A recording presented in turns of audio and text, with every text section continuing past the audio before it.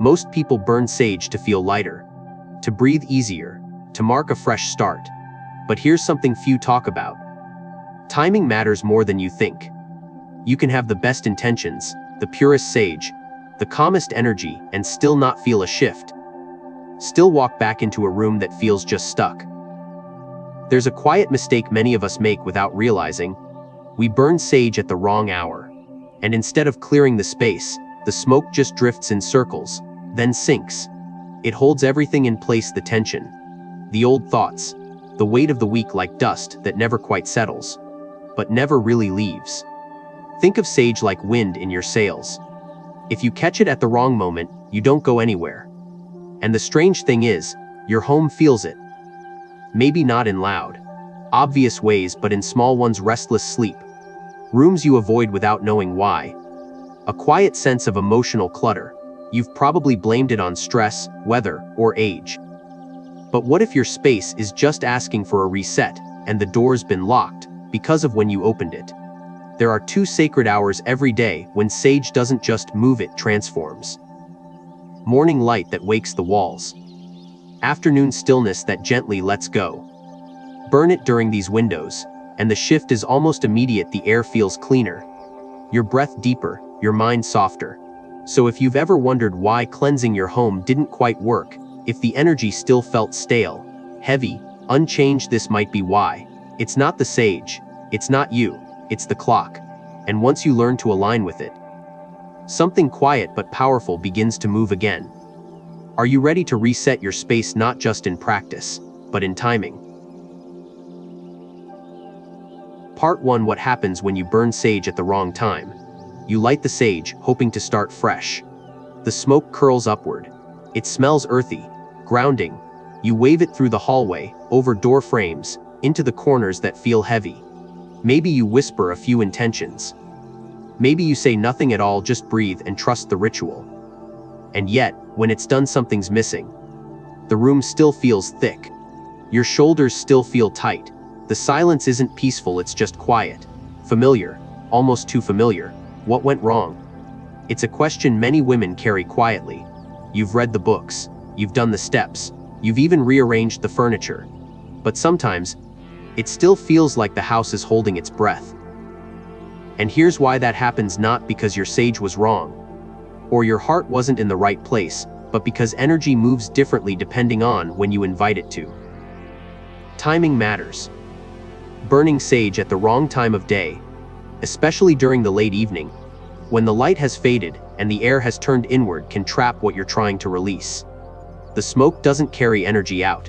It lingers. It clings. Instead of cleansing, it circulates what's already stuck.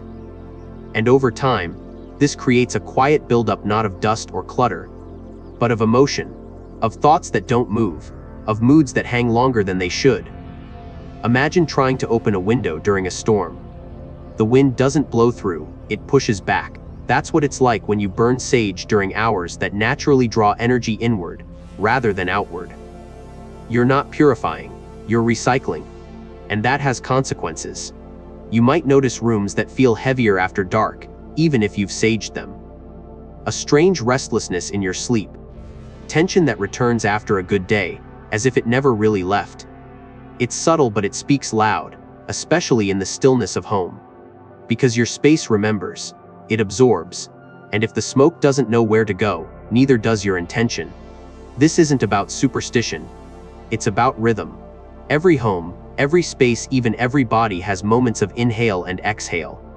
There are times when it's right to let go, and times when everything is just trying to hold on.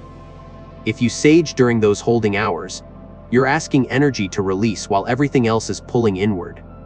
No wonder it doesn't feel like relief. No wonder the heaviness stays. And here's the truth that changes everything: the sage isn't failing you. Your space isn't resistant.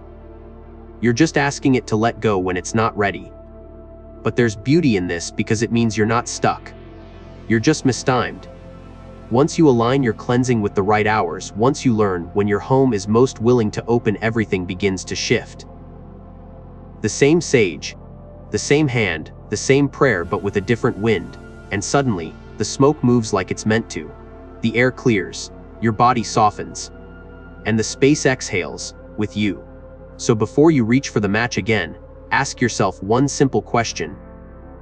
Is this the right time to let go, or am I just hoping it is?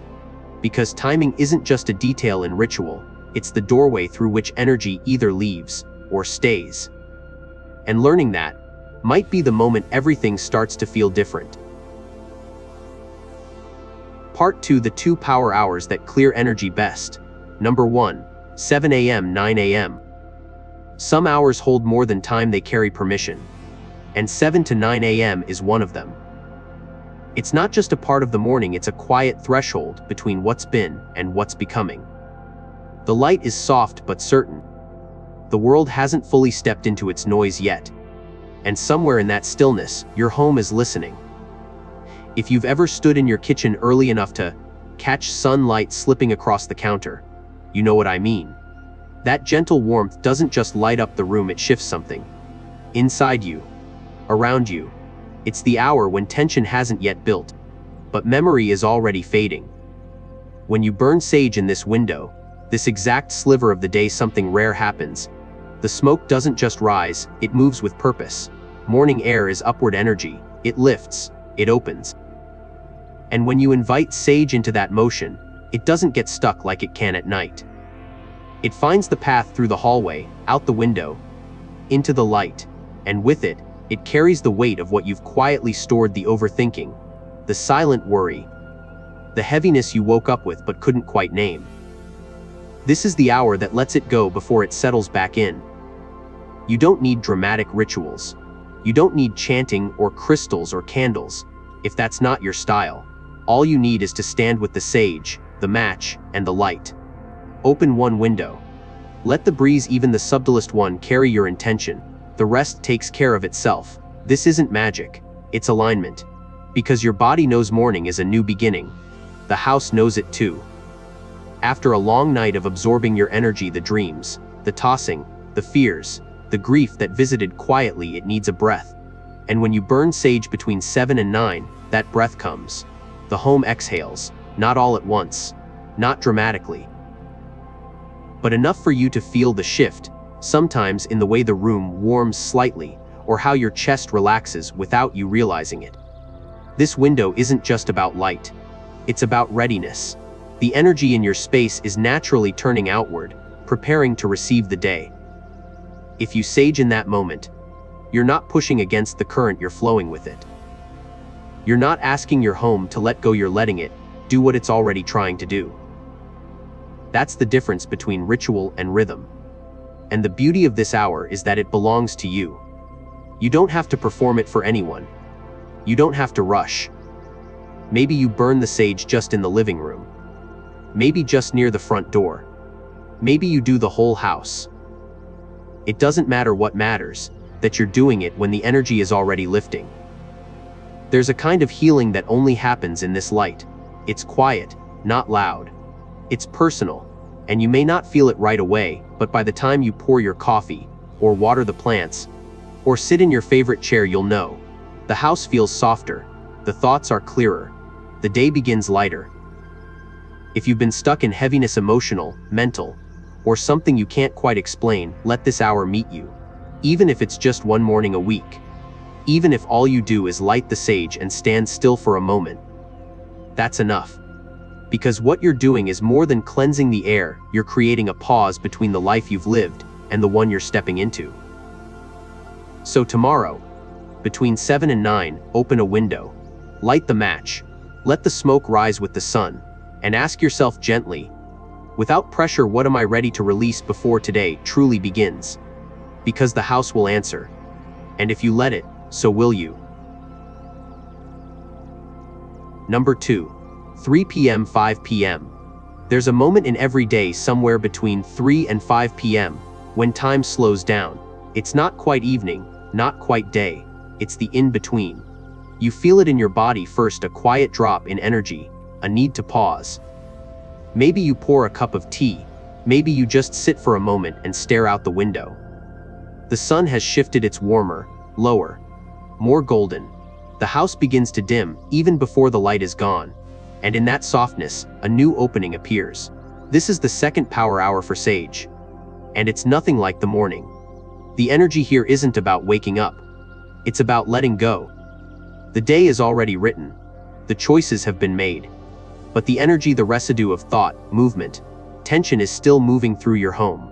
And if you don't clear it, it stays. You feel it in the walls, in the hallway, in the way you breathe without knowing you've been holding your breath all afternoon. Burning sage from 3 to 5 is like whispering to the house, you can rest now. It's not loud, it's not performative, but it's deeply effective because the space is finally ready to exhale. All day, your home has absorbed the energy of living, the phone calls, the background stress, the silent pressure you carry in your shoulders, your jaw. Even if the day has been quiet, the emotional current doesn't disappear. It lingers. It waits.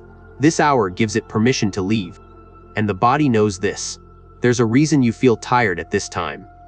There's a reason children grow restless, and the mind begins to wander. It's not just fatigue. It's transition. It's the body asking for a boundary between the outside and what's next, between doing and being. And your space needs that boundary too. Sage becomes that line. You light it slowly. You don't have to walk far. Maybe just the entryway. Maybe just the bedroom. Maybe just around your desk. The intention is what carries it. The smoke rises, turns golden in the afternoon light, and begins to sweep, but not with urgency. It moves gently, like the tide pulling back after touching shore. It knows what to take. It knows what to leave behind. You just have to let it move. This hour is subtle, but powerful. You might not feel the shift immediately. But later, when you start making dinner, when you sit on the couch, when you take your evening walk, you'll notice the air is different. You feel less weighed down. Not because the day changed, but because you gave it a place to end. And that matters more than we often realize. Most of us carry the whole day into the night. And that's why we feel restless. That's why the mind won't quiet. That's why the home, even after the lights are low and the doors are locked, still feels unsettled. But when you sage between 3 and 5, you offer your space a closing, like the final page of a chapter. You're saying, we made it through. It's time to soften now. You create a pause, a breath, a release. And it doesn't need to be dramatic. You don't need to explain it to anyone. You don't even need to believe in energy, just trust what your body feels. Trust the quiet. Trust the pull to stand still for a moment while the sun leans low on your kitchen floor. That's where sage belongs, in the real, lived in parts of your day, not as a performance, as a rhythm. This second hour is not about new beginnings. It's about honoring what's already been and not letting it follow you into what comes next. Because peace doesn't come from what we finish. It comes from what we let go of. And sage, in this hour, becomes a soft broom. It doesn't sweep loudly, but it clears more than we realize. So the next time the day begins to dip, when the light turns amber and the room feels still but slightly off, listen. Light the sage. Let the afternoon air carry what doesn't need to stay. And ask yourself, what am I done carrying today? Because the house already knows. It's just waiting for you to say it out loud. Part 3: Common mistakes that keep the house heavy. Sometimes, the weight in a room isn't from what's inside it, but from what's stuck and hasn't moved. You've burned the sage. You've said the words. You've opened the drawer, lit the stick, walked the rooms. And yet, the energy still feels stale. The house still holds something thick. You can't quite explain it, but it's there, in the air, in the silence, in the way you feel when you come home and exhale. And the exhale doesn't go deep enough. That's when we look at the how. Because cleansing a home isn't just about doing it. It's about doing it in rhythm with the space. And there are a few small but powerful mistakes that so many of us make. They don't seem like much at first glance, but they hold the power to reverse the effect of everything you're trying to release. The first is burning sage with no exit. Windows closed. Doors shut. You light the stick, the smoke rises, it fills the room, but where is it supposed to go? Sage isn't a scent, it's a carrier. It takes what you don't need and leads it out. But if the path out is blocked, that energy just circles. It clings. And soon, You've got fog instead of flow. Your intention was to clear, but what you've done is trap the very thing you hoped to send away. Even just one cracked window changes everything. It says this space is ready to let go, and the smoke listens. The second mistake is burning sage in emotional chaos. Maybe you're upset. Maybe your thoughts are spinning. Maybe you're forcing calm because you want to feel better fast. But the sage doesn't erase that. It absorbs it. Smoke is sensitive, it carries whatever's present. So if you burn it in anger or stress, you're not releasing, you're sealing that emotion into the walls. You don't need to be perfectly peaceful to cleanse. But take a breath. 3. Even. Let the body land. Let the heart soften. Then begin. Otherwise, you're not clearing the house, you're imprinting it. The third mistake is over-cleansing sage every day, multiple times, every corner. It sounds harmless, even devoted. But too much clearing can disorient a space. Homes like people need grounding, not just releasing. If you constantly strip energy away, there's nothing left to hold the warmth, the safety, the familiar. Sometimes the house feels off not because it's heavy, but because it's hollow. And sage isn't meant to wipe your home clean like a white wall. It's meant to reset so new, aligned energy can arrive. Once or twice a week is often more than enough. Let your home breathe between rituals. Let it remember itself. The fourth mistake is treating sage like a chore, a checkbox. Something you should do because the vibe is off, or the article said so, or you saw it on someone's Instagram. But this isn't about trends. This is about relationship with your space, your day, your spirit. The energy in your home knows the difference between intention and obligation. If you walk through the room distracted, rushing, going through the motions, the ritual stays shallow. Not wrong, just incomplete. But if you're present, even just for a few minutes, if you move slowly, if you pause in the doorway, if you notice the light, the scent, the sound of the crackle, then the house notices you back. That's where the shift begins. And finally, the most overlooked mistake: sage without stillness. You burn, you walk, you wave, and then you move on. But the release needs space. After sage, sit, just for 2 minutes. Breathe. Let the smoke settle. Let the house process. Like after a deep conversation, silence isn't awkward, it's sacred. It's where understanding lands. It's where energy chooses where to go next. If you burn and rush, the cleansing stops halfway. But if you stay just a moment longer, you create a space for the new energy to come in, not just for the old one to leave. These are gentle errors. No shame, no guilt, just reminders. Your home doesn't need perfection. It needs care. It needs timing. It needs your attention. And most of all, it needs permission. Because sage is not a fix, it's an invitation. And when the invitation is clear, the energy listens. So the next time you strike the match, ask yourself, is there a place for the smoke to go? Is my breath steady? Am I making space, or just filling another moment? You don't need to do it all right. Just a little more consciously. Because every ritual done with presence, no matter how small, leaves behind something lighter than what was there before. And that is enough. Always. Part 4: Turning cleansing into a soft emotional ritual. Cleansing your home is not about smoke. It's not about rituals passed from books or beliefs passed from others. It's about you, the way you move through your space. The way you feel when no one's watching. The quiet energy you carry when you open a drawer, turn off a lamp, or stand still in the hallway after a long day. This part of the ritual, the emotional part, is what so many forget. But it's where the real clearing begins. You don't have to believe in energy to feel what isn't right. You know it. You walk into a room and feel the weight of a conversation that happened days ago. You open the closet and feel the tightness in your chest. You sit on the couch, but something inside you doesn't settle. That's not just memory, it's presence. It's the emotional dust that lingers when life moves fast and feelings go unnamed. And sage can help. But only if you slow down enough to mean it. Turning cleansing into an emotional ritual means removing performance and replacing it with pause. It's not how many corners you walk through, it's how fully you stand in just one. Try it differently. Before you light anything, ask, What part of me am I ready to release today? Not something dramatic, not something loud. Maybe it's a tension in the jaw, a heaviness behind the eyes, a sense of tired that sleep hasn't touched. That's enough. Then light.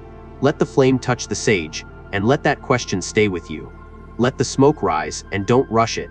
Watch it swirl. Follow its shape. Notice how it thins and disappears. That's what energy does when you let it go, not with force, but with softness. With permission. This is not about purging the home. It's about offering it stillness. You are not fighting the heaviness. You are meeting it, naming it, letting it move. Not by pushing, but by standing still long enough for it to pass. And afterward, don't hurry back into your day. Sit. Or stand. Or place your hand on a surface and notice the way it feels under your palm. Take 3 slow breaths. Let the home absorb the silence like a deep inhale after a long conversation. This is where the ritual becomes something else. Not just cleansing, but communion. Because every home holds more than furniture. It holds fragments of us, our moods, our memories, our tension and tenderness. And when we cleanse with presence, we aren't just clearing energy. We're gently gathering the pieces of ourselves we forgot to care for. And that's healing. This ritual doesn't need to be perfect. It doesn't need to be long. You don't even need sage every time. Sometimes it's just opening the window at the right moment. Sometimes it's moving the chair no one ever sits in. Sometimes it's picking up the sweater draped over the same corner for weeks and saying, "I see you. I'm ready to clear this too." Turning cleansing into an emotional ritual isn't about doing more. It's about doing less more meaningfully. One breath, one pause, one shift in the way you walk through your space. When it comes from presence, it leaves behind peace. And peace, in a home that holds your past and your future, is never small. It's everything. Final. You came here looking for clarity. Maybe because something in your home felt off. Maybe because you lit the sage and nothing really changed. Or maybe quietly, because you've been carrying a weight that has no name. And somewhere deep inside, you knew it might not just be yours. What we've explored together isn't about smoke, or schedules, or steps to check off. It's about presence. It's about timing. It's about learning to listen to your space, your body, your own quiet knowing. We often think cleansing is about getting rid of something. But truly, it's about making space for light, for stillness. For who we're becoming. 7 to 9 in the morning is the hour of opening. The beginning. It's where you plant intention. 3 to 5 in the afternoon is the hour of soft. Release, the letting go of what's already been lived. And the ritual itself, that's the bridge between movement and stillness, between the seen and the felt, between the house you walk through and the home that holds you. We've named the common mistakes not to judge, but to bring awareness. Because awareness is power. And we've slowed down enough to remember that rituals are not about perfection. They're about permission. Permission to pause, to breathe, to let energy move when you're ready, and to know truly that you don't have to force anything to shift. You just have to invite it. If you've stayed with me until now, thank you. That means something. It means you care. About your space. About how you live in it. About how it feels to wake up in the morning, or wind down at dusk, or finally rest without tension in your chest. I hope this gives you more than just information. I hope it gives you trust. Trust in your ability to feel what's right. Trust in your rhythm. Trust that even the smallest shifts, a breath, a pause, a window cracked open, can create more peace than you thought possible. And so I leave you with this: your home is listening. Your body is listening. The question is not, did I do it right? The question is, was I there when it happened? May your rituals be quiet. May your light be gentle. And may your home little by little begin to feel like a soft exhale at the end of a long, beautiful day. Thank you for watching. And wherever you are in this moment, I'm wishing you peace. The kind that doesn't ask, it simply arrives and stays.